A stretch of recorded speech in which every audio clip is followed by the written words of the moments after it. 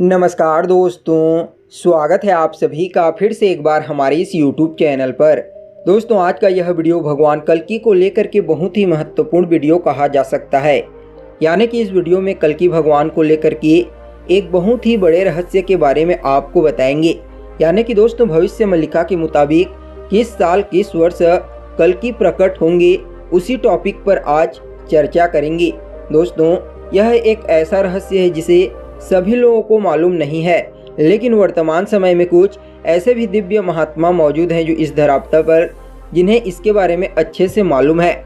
लेकिन दोस्तों, भविष्य मल्लिका नामक ग्रंथ में पहले से ही इसके बारे में बता दिया गया है, इसलिए वीडियो को शुरू से लेकर के अंत तक देखिए और चैनल पर पहली बार आए हैं तो सब्सक्राइब अवश्य कर लीजिए। तो चलिए फिर शुरुआत करते हैं। दोस्तों, जैसा कि आप सभी लोगों को मालूम है, भविष्य मल्लिका को आज से 600 साल पहले पंच सखाओं में श्रेष्ठ गुरु अच्युतानंद दास जी ने लिखा था।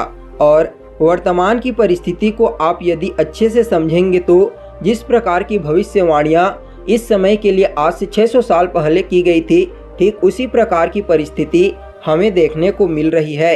यानी कि दोस्तों, भविष्य मल्लिका के मुताबिक वर्तमान का जो समय चल रहा है, यह युग परिवर्तन का समय है और युग परिवर्तन के इस समय को संधि काल के नाम से जानते हैं। यानी कि इस संधि काल में प्रकृति अधर्मी, पापियों और सभी प्रकार के जितने भी गलत कार्य करते हैं उन लोगों को एक बार सुधरने का मौका देती है। और इस संधि काल में जो लोग सुधर जाते हैं वे तो भक्ति करके अपना अच्छा भविष्य बना लेते हैं, लेकिन जो लोग नहीं सुधर पाते उनका विनाश हो जाता है।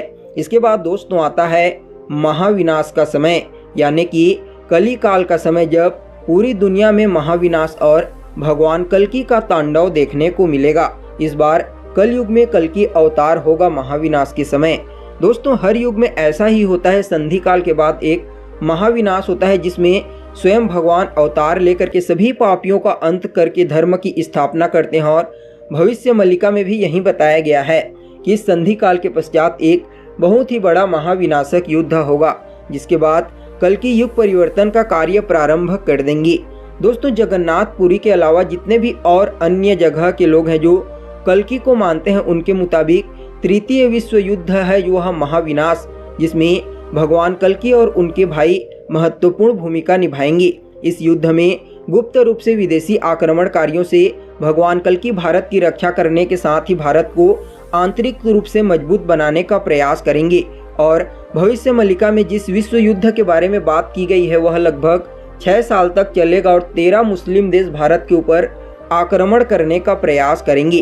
और दोस्तों, इस युद्ध के आखिरी कुछ महीनों में भारत को युद्ध में शामिल होना पड़ेगा। और इसके बाद जो कलयुग का असली महाविनाश शुरू होगा, जिसमें कल्कि एक नहीं बल्कि 16 सुदर्शन चक्र का इस्तेमाल करके पृथ्वी पर कली पुरुष के साथ ही सभी पापियों का अंत कर देंगे और फिर से नए सतयुग की शुरुआत करेंगे।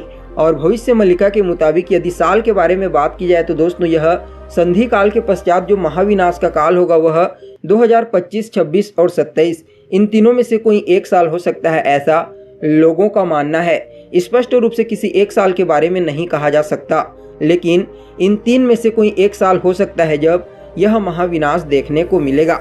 लेकिन भविष्य मल्लिका में यह बात भी स्पष्ट रूप से बता दी गई है कि भगवान कल्कि जब प्रकट होंगे इस धरातल पर और कार्य करेंगे तो उस चीज को सभी लोग समझ नहीं पाएंगे।